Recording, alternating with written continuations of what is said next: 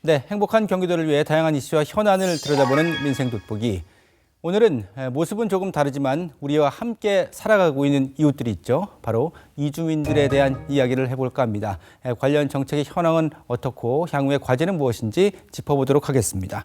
오늘 함께해 주신 두 분의 경기도의회 의원분들을 소개해드리죠.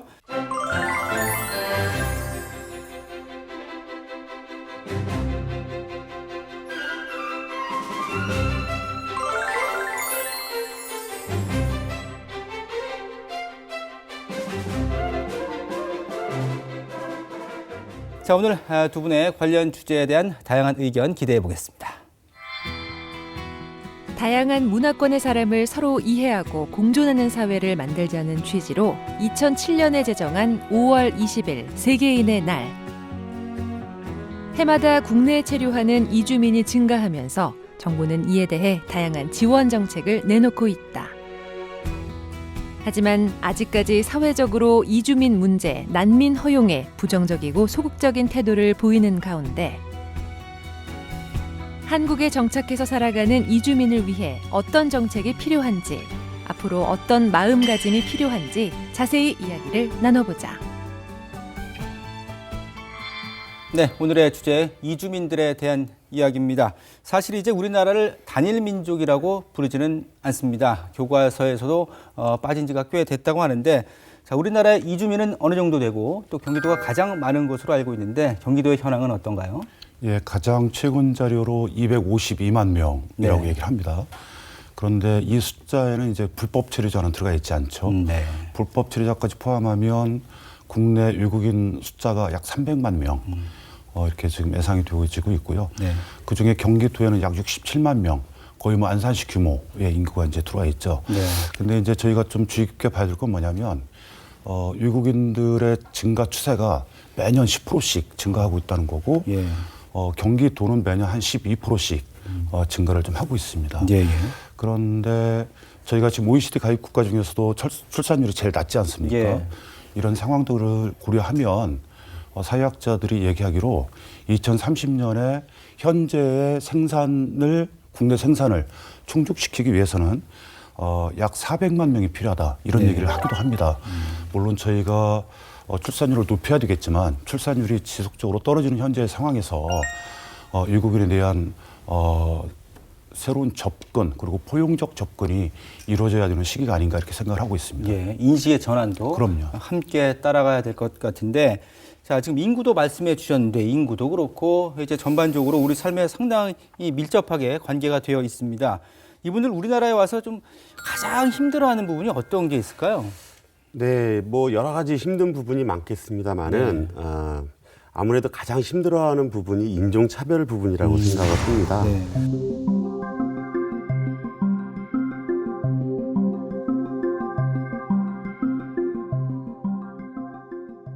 이주민이 우리 사회에서 평등하게 존중받을 권리가 보장되고 인종주의적 편견이 해소될 수 있도록 사회적 인식 개선은 물론 법적, 제도적 기반이 빨리 마련돼야 될 것 같습니다. 네. 인종차별을 느낀다라는 비율이 68%가 넘는다고 생각하니까 저는 역지사지를 꼭 떠올려야겠다는 생각이 듭니다. 코로나 사태 때 유럽에서 우리 한국민들이 당했던 그런 인종차별이 생각이 나는데 그런 개념에서 좀 더 인식을 개선하고 좀 따뜻하게 바라보는 시선이 중요할 것 같은데요. 그리고 참고적으로 말씀을 드리면 이제 인종차별의 아주 구체적인 형태가 임금 문제이거든요. 통계적으로 나와 있는 걸 보면 외국인 노동자가 국내 노동자의 그 똑같은 일을 함에도 불구하고 뭐 50에서 한 60%밖에 받지 못하는 이런 상황입니다. 그러다 보니까 고용허가제를 통해서 들어온 외국인들이 임금 문제 때문에 이제 어려움을 겪게 되고, 그리고 또 이분들이 이 3년 동안 이제 한 직장에 있어야 되지 않겠습니까? 그런데 이제 임금 문제 때문에 불만을 품고 나가는 경우들이 많아요. 이 사람들이 이제 불법 체류자들이 되는 거죠. 그래서 고용허가제를 통해서 들어온 외국인 노동자의 약 20%가 지금 현재 불법 체류자들입니다. 그러니까 이게 조금 전에 안광열 의원님 말씀하셨던 것처럼 인종차별의 문제의 가장 큰 원인 중에 하나는 임금 차별입니다. 네네. 그러니까 동일 노동 동일 임금 하루빨리 도입돼야 되겠습니다. 예, 지금 뭐 노동 인권에 대한 말씀을 해주셨는데 이 부분은 이제 추후에 다시 구체적으로 한번 논의해 보도록 하고요. 김현삼 의원님이 이제 안산이다 보니까 안산은 뭐 네. 많은 분들이 아시는 것처럼 워낙 이주민들이 많이 분포되어 있지 않습니까? 궁금한 것 중에 하나가 이제 이주민들의 지위예요. 예. 정확한 지위, 뭐 불법 체류부터 귀화까지 다양하게 있는데 이거 체계를 어떻게 좀 분류해 볼 수 있을까요? 우리가 보통 단기 체류, 장기 체류 하지 않습니까? 네네. 그러니까 90일을 기점으로 해가지고 그 이상이 되면 이제 장기 체류자라고 얘기하고 그 이하가 되면 이제 단기 체류자라고 얘기를 하는데 법적으로는 90일 이상의 체류자들을 합법적인 체류자로 지금 현재 법에서는 그렇게 정하고 있습니다. 네. 이제 비자 유형에 따라서는 외국인 근로자, 뭐 결혼 이미자, 동포 근로자를 뜻하는 거소 신고자 등으로 이렇게 좀 구분이 되는데요. 네. 어쨌든 현재 그 외국인 관련한 또는 이주민 노동자 관련한 법적 지위와 관련돼서 국회에 관련 법률이 올라가 있는데 아직까지 사회적 합의가 좀 부족하다 보니 그런 부분들이 좀 제대로 정리되어 있지 못한 그런 상황입니다. 네, 분류 기준은 상당히 좀 다양하고 그렇습니다. 복잡한 것 같은데요. 자, 그러면 보통 이제 이주민들이 한국에 왔어요. 그러면 이제 어떤 방식으로 어떻게 도움을 받고 있습니까? 네, 이주민들이 이제 한국에 들어와서 제일 이제 먼저 찾을 수 있는 곳이 정부에서 운영하는 다문화 주민 플러스 센터라는 곳이 있습니다. 네. 결혼 이민자나 다문화 가족, 외국인 근로자들의 민원 처리 등을 해결할 수 있는 곳인데요. 네.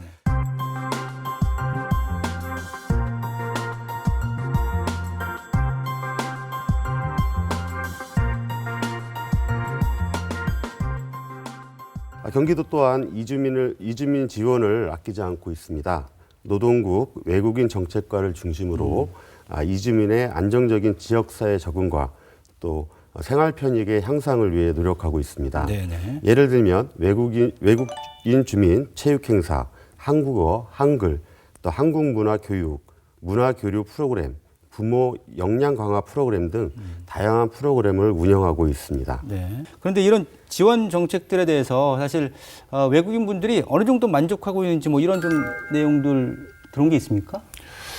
아직은 그 만족도가 이렇게 썩 높지는 않습니다. 예를 들면 이번 코로나19 관련해서도 보면 저희가 이제 얼마 전에 이제 공적 마스크를 다 구입하지 않았습니까? 네. 그런데 이제 이 공적 마스크를 구입하는 데 있어서도 이제 두 가지 서류가 필요해요. 외국인의 경우에는 외국인 등록증과 그다음에 이제 그 건강보험증이 네. 있어야 되는데 건강보험증의 경우에 이제 6개월 이상이 돼야지만 발급이 되거든요. 네네. 그러니까 6개월 미만의 외국인 노동자들은 공적 마스크를 구입할 수 있는 방법이 없는 거죠. 네. 소홀되어 있는 거죠.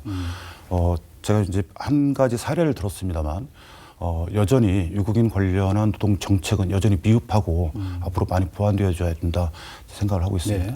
지금 이주민들에 대한 그런 지원센터의 운영이 이제 지자체에서 운영을 하고 있는데요. 네. 중앙정부와 지자체 사업으로 이렇게 돼 있습니다. 네네. 그러다 보니까 이제 광역인 경기도가 중간에서 해야 될 역할들이 없어요. 그래서 이런 부분들은 좀 중앙정부가 광역 단위로 좀 내려보내서 네. 지자체와 좀 더 긴밀하게 소통하면서 이런 이주민 정책들을 펼쳐나갈 수 있게 해주는 것이 중요한 과제라고 생각을 합니다. 지금 말씀하신 지자체는 기초지자체를 기초지자체죠. 말씀하신 거죠? 네네. 네. 그러니까 정부와 기초지자체 네. 사이에서 네. 우리 경기도가 어떤 역할을 해야 될지를 좀 정립할 필요가 네. 있다. 이런 말씀이시죠? 자, 지금 뭐 말씀 나누고 있습니다만 사실 외국인 분들이 뭐 우리나라 와서 사는 게 낯설고 힘들 수가 있습니다. 과연 그들을 위한 정책이 어떻게 좀 자리를 잡아야 할지 진지한 고민이 필요할 것 같은데 그래서 여기서 이주민들의 이야기를 직접 들어봤거든요. 이야기 들어보시고 계속해서 이어나가도록 하겠습니다.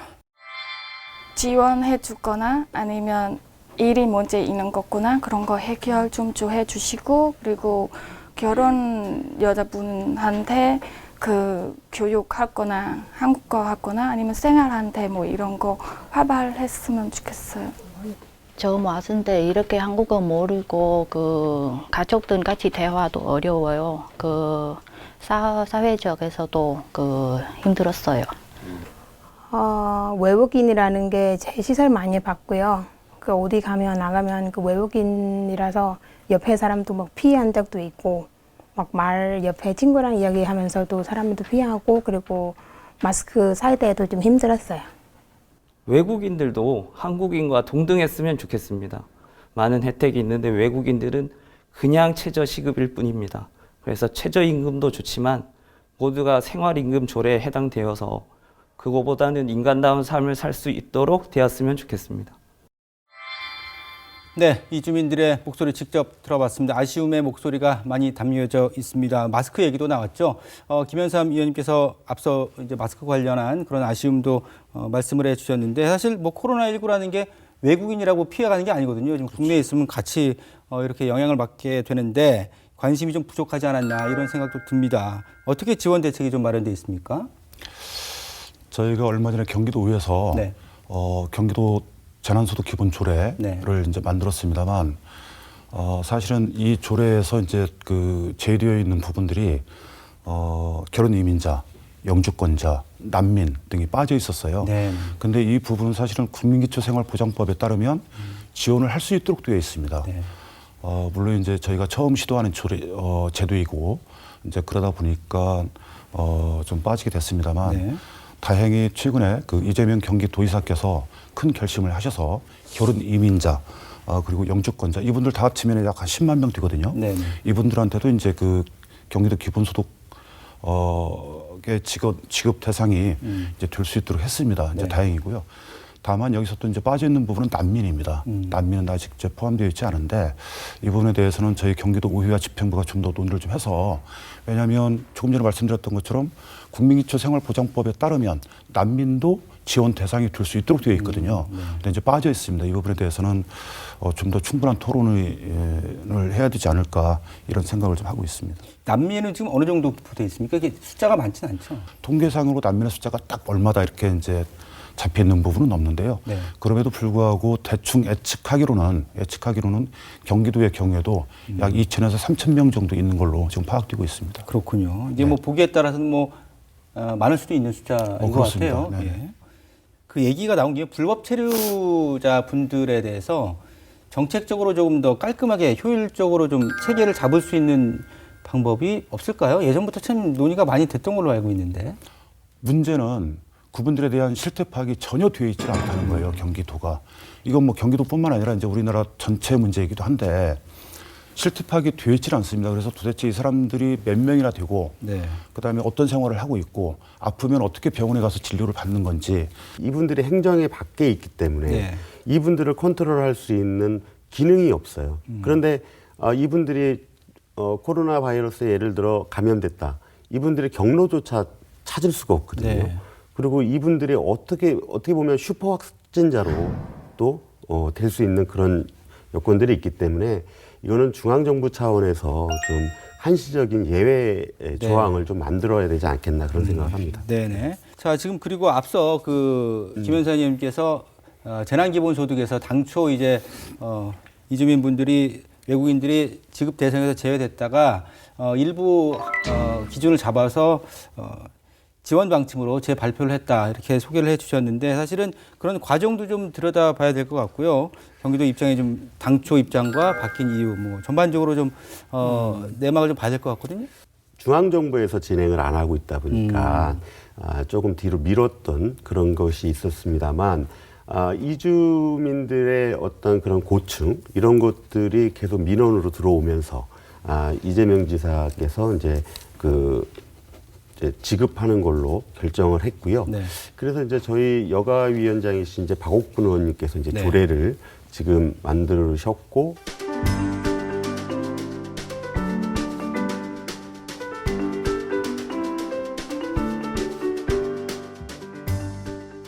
결혼 이민자나 네. 영주권자 외에도 좀 더 확산할 수 있으면 확대할 수 있으면 좀 확대해서 지원하는 방안도 조금 검토가 돼야 되지 않겠나 이런 생각을 합니다. 대략 그러면 결혼 이민자와 영주권자 분들이 전체 이주민의 한 20% 정도는 되나요? 20% 정도는 되나요? 지금 10만 9천 명 정도가 지금 혜택을 받을 것으로 지금 예상하고 있거든요. 예. 그래서 그렇군요. 이것에 관련해서 이제 재난 기본소득이 아마 5월 달에 신청과 접수를 받게 될 것 같고요. 그래서 5월 말쯤에 실적으로 이제 사용하실 수 있지 않을까 그렇게 보고 있습니다. 그렇군요. 이주민 분들의 노동권에 대한 얘기를 구체적으로 해보겠습니다. 근로조건 개선이 필요하다는 얘기는 많이 나오고 있습니다. 뭐 임금도 지금 국내에 계신 분들에 비해서 절반 정도밖에 받지 못하는 분들도 많다, 이런 얘기도 많이 있는데, 해고라든가 임금 문제, 전반적인 근로조건 개선의 필요성, 어떤 상황이라고 보십니까? 예, 3년 동안은 어쨌든 한 사업장이 있어야지만 되기 때문에 이제 그런 이제 의뢰 관계에서 이제 작업을 하다 보니 예. 자기 자신들의 문제를 정당하게 사업자에게 이제 제기하지 못하는 그런 상황인데요. 그 중에서도 가장 큰 게 조금 전에 그 말씀하셨던 것처럼 임금의 문제입니다. 네. 실제로 근로기준법에도 보게 되면 내국인과 별다른 차이 없이 동등하게 대우할 수 있도록 되어 있습니다. 법은 이미 그렇게 되어 있는 거거든요. 네. 다만 이제 그거를 적용하는 사업주나 우리 사회가 아직은 그런 정도 수준까지 올라오지 못한 상황인데, 이런 부분들에 대해서는 우리가 선진국민이지 않습니까? 네. 의식도 선진화된 수준으로 올려야 되지 않을까 이렇게 생각을 하고 있습니다. 이런 부분들은 아무래도 이제 일부 이주민 분들이 이제 범법 행위를 했을 때 이것이 뭐 크게 부각이 되면서 좀 침소봉대하는 경향이 있지 않나라는 생각도, 인식에 영향을 받는 그런 부분도 있는 것 같은데, 어쨌든 뭐 이 우리말을 잘 모르는 입장에서 이 계약 문제에 있어서도 계약서를 작성할 때도 상당한 어려움이 있을 텐데, 뭐 여러 가지로 이런 부분들을 도와주기 위해서 외국인 정책 자문단이 출범했다고 합니다. 구체적으로 어떤 활동을 하게 되는 겁니까? 예, 경기도가 주관이 돼서 노동 관련 전문가, 외국인 관련 전문가 10명으로 해가지고 외국인 정책 자문단을 구성을 했습니다. 그래서 이제 분기별로 한 번씩 모여서 이제 회의를 하도록 되어 있는데,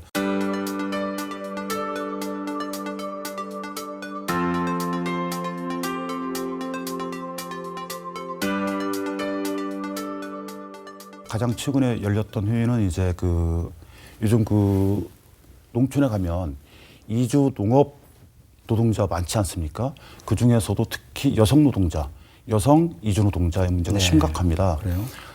일반 사업장의 경우에는 이제 그나마 뭐 노동조합도 있고 그리고 노동조합이 설령이 없다 하더라도 사회적 관심으로부터 지근거리에 있기 때문에 일정 부분 해소가 되는 측면도 있는데, 근데 이제 농촌 같은 경우는 완전히 사각지대이거든요. 네. 그 중에서도 특히 여성 노동자, 이주 여성 노동자 문제는 정말 심각합니다. 그래서 이주 여성 노동자 문제에 대한 생활 실태를 공유를 했었고요. 네. 기본권 보장을 위한 경기도 차원의 방안이 무엇인지 네. 그런 것들을 논의를 좀 했습니다. 그래서 저는 이 외국인 정책 자문단이 좀 잘 운영이 돼서 그야말로 경기도가 글로벌화된 그런 경기도로 나아갈 수 있는 출발이 됐으면 좋겠다, 이런 생각을 좀 갖고 있습니다. 예. 뭐 지금 이야기를 나누다 보니까 뭐 노동권뿐만이 아니라 전반적인 이주민 분들의 이제 인권에 대해서 관심을 가져야 될 것 같다는 생각이 드는데, 전반적으로 좀 어떤 이유들이 있을까요? 이제 그렇습니다. 인권이랑 말 그대로 인간의 권리인데요. 보통 인간이 인간답게 살아가기 위해 누구나 마땅히 누려야 할 권리라고 정의할 수 있겠죠. 예. 이제 우리나라도 다문화 사회에서 살아가고 있는 만큼 차별 없는 사람으로서 이주민들의 최소한 인권을 보장하기 위한 지속적인 관심과 법제화가 필요하다고 봅니다. 예. 네. 그래서 이제 경기도에서 외국인 인권 지원센터가 있습니다. 이게 이쪽에서 다양한 활동을 하고 있는데, 어떤 활동을 구체적으로 하고 있습니까? 네, 그 경기도 외국인 인권 지원센터에서는요, 외국인의 인권 향상을 위해 다양한 방면에서 활동하고 있습니다. 네. 크게 이제 외국인의 권리 구제, 권익 증진, 그다음에 권익보호 정책 개발, 또 민간협력 정책 네트워크 활성화 등으로 좀 사업을 나눠서 진행하고 있는데요. 네. 외국인 노동자의 권리 구제를 위한 각종 법률 상담 등을 지원하고, 이주민 통번역사 역량 강화 교육이나 노동인권 교육 등 권익 증진을 위한 다양한 교육 프로그램을 운영하고 있습니다. 예, 예. 또한 지속적인 외국인 인권의 실태를 조사 모니터링하고, 또 민간협력 포럼이나 연찬회 등을 통해서 정책 네트워크 활성화에도 지금 힘쓰고 있습니다. 예, 예. 자, 지금 뭐 외국인 인권 지원센터 말씀을 해 주셨는데, 이제 실제로 그 외국인 분들이 여기 와서 생활하시면서 좀 어려움에 처했을 때에 가장 먼저 찾아가야 하는 기관이 있다면 뭐 단체라든가 어디가 있을까요? 예, 조금 전 우리 안 의원님 말씀하셨던 것처럼 경기도가 설립한 경기도 외국인 지원센터가 안산에 있습니다. 안산에. 네, 안산에 있고요. 그러기도 하고 이제 경기도가 6개 시군에 네. 화성, 성남, 시흥, 수원, 남양주, 김포 이곳에 이제 외국인 복지센터를 현재 설립해서 네. 운영 중에 있습니다. 그리고 다문화 가족 지원센터를 30곳을 설립해서 네. 운영을 하고 있는데요. 그런데 이런 행정의 노력과는 또 다르게 사실은 접근성이 대단히 취약합니다. 그래서 이들에 대한 접근성과 이용률 이런 것들을 높일 수 있도록 보다 적극적이고 능동적인 홍보 활동이 필요하고요. 무엇보다도 외국인들이 그리고 이주 노동자들이 그들 스스로 어떤 문제가 발생을 했을 때 어떤 기관을 찾아가야 되는지를 알 수 있는 이 네트워크를 구성해 주는 게 매우 필요합니다. 그렇죠. 네트워크를 구성해 주는 게 매우 필요한데 아직은 이제 거기까지는 좀 진행이 되고 있지 않은 것 같아서 그런 부분들을 우리 행정이 좀 더 적극적으로 좀 노력을 좀 했으면 좋겠다는 생각이 좀 듭니다. 중요한 부분이 좀 빠진 것 같네요. 지금 말씀 들어보니까 뭐 요즘에 이제 앱을 통해서 네네. 그런 부분들을 좀 많이 홍보해서 외국인분들이 뭐 휴대전화 안에 잘 설치해 놓으시면 필요할 때 이게 내가 지금 겪고 있는 어려움은 어디다가 문의를 해야만 빠르게 해결할 수 있는가라는 것. 이 부분을 좀 잘 홍보하고 인식할 수 있도록 노력을 많이 해야 될 것 같습니다. 네, 아주 좋은 의견이신 것 같습니다. 예. 자, 오늘 두 분과 함께 이주민 지원 정책 함께 논의를 해 봤는데 자, 이제 가장 필요한 부분들을 좀 우선순위를 정해봐야 될 것 같은데 안 의원님께서는 어떤 부분이 더 지금 필요하다고 보세요? 네. 최근 경기도의 여러 가지 이유로 인해서 외국인 밀집 지역이 점점 늘어나고 있습니다. 네. 지금 우리나라 이주민 정책은 표면적으로는 다문화를 표방하고 있지만 실제로는 우리 국민과 외국인을 분리하고 있다는 것이 있는 것이 현실입니다. 네.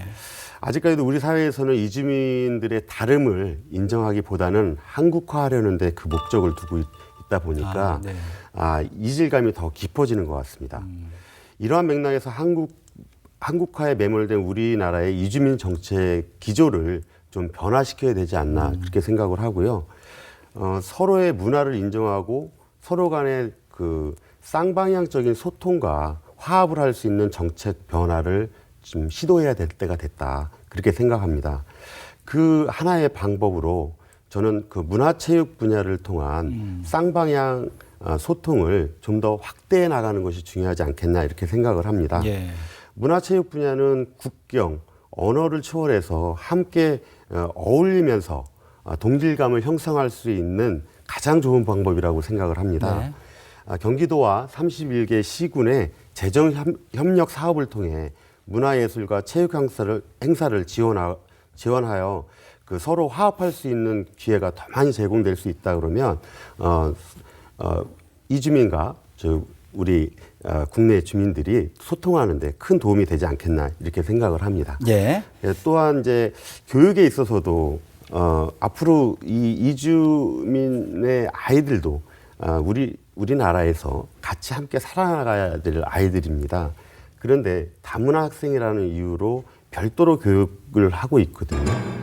저는 개인적으로 이 아이들을 어려서부터 우리 아이들과 함께 놀이문화와 운동 그리고 문화 학습을 통해서 네. 언어와 문화를 익혀나갈 수 있도록 변화시켜야 된다고 생각합니다. 앞으로 외국인들이 경기도민과 또 다 함께 행복하게 살아갈 수 있도록 저도 함께 노력해 나가도록 하겠습니다. 예, 알겠습니다. 아주 필요한 내용들 많이 말씀해 주셨고요. 우리 김 의원님께서는 어떤 예. 입장이십니까? 이제 그 이주민 그리고 그로 인한 그 어떤 문화적 다양성 이런 부분들은 뭐 저는 트렌드라고 생각을 합니다. 저희가 그거를 거부할 수 없다 이렇게 생각을 좀 하고 있고요. 제가 2002년도 월드컵 때 그런 경험을 한 적이 있어요. 그 저희 나라와 이탈리아가 축구 경기를 네. 하는데 안산에서 이제 그 바깥에 뭐 대형 그 스크린을 설치를 하고 이제 응원을 하는데 안산에 와 있었던 수많은 노동자들이 한국을 응원을 예. 하더라고요. 저 그 모습을 보면서 감동을 받았는데 네. 이제는 우리와 똑같은 사람이다. 그 이 사람들이 이를테면 일 때문에 왔지만 그들을 포용해서 우리나라 사람들과 똑같은 물론 이제 그 나라의 고유한 언어나 풍습이나 이런 것들은 지켜나가야 되겠습니다만 우리나라와 지역 사회를 사랑하는 그런 사람들로 만들어야 된다 이런 생각을 좀 했었고요. 제가 그 오늘 토론을 준비를 하면서 그 어떤 책을 봤냐면 스위스 작가가 그런 얘기를 했더라고요. 스위스도 이제 그 이 외국인 노동자가 많이 들어와 있는 이제 이런 나라인데 네. 우리가 원했던 것은 이주 노동자였는데 그런데 알고 보니까 우리 곁에 온 것은 사람들이었다. 그러니까 사람 중심의 관점과 태도를 갖는 게 매우 중요하고요. 네. 그런 측면에서 한 가지 제가 그 자랑을 말씀을 드리면 네. 경기도 우회의 캐치프레이즈가 사람 중심입니다. 그렇죠. 예, 예. 예. 다 알고 있죠. 네, 그것도 여기에 적용할 수 있을 것 같습니다. 네. 저희 이렇게 주위에 있지 않습니까? 네. 그렇습니다. 자, 오늘 두 분과 함께 이주민들을 위한 전반적인 지원 정책에 대해서 살펴봤습니다. 차별 없는 사회로 가기 위해서 두 분의 노력이 앞으로 더욱더 중요할 것 같고, 부끄럽지 않은 우리 국민들의 시민 의식도 꼭 다시 한번 생각해 봐야 될 것 같습니다. 공정한 정책도 아울러 함께 뒤따른다면 더욱더 변화된 좀 긍정적인 모습이 되지 않을까 생각해 보게 됩니다. 자, 오늘 두 분과 인사 나누겠습니다. 고견 주셔서 두 분 대단히 고맙습니다. 고맙습니다. 네, 감사합니다.